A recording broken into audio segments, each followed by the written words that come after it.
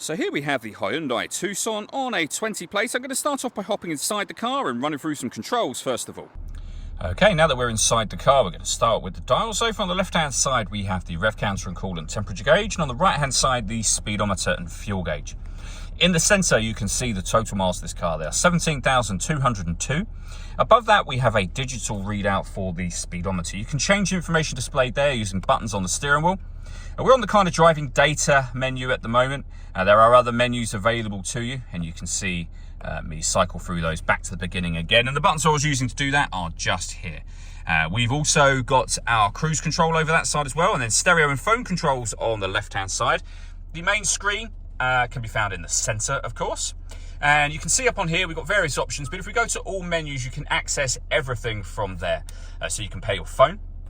We can access our radio, which consists of DAB, FM and AM. If you go back a page, this is where you listen to your own music. It's greyed out at the moment because nothing is connected up to the car.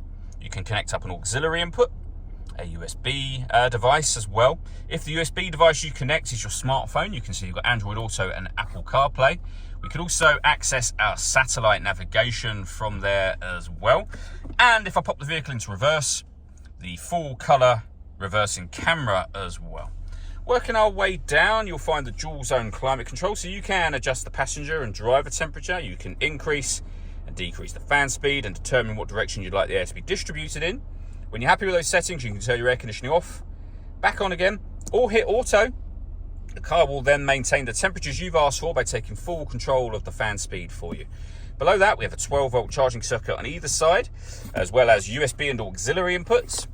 The gear lever for the fully automatic gearbox, and then these buttons here, so you can turn the parking sensors on and off.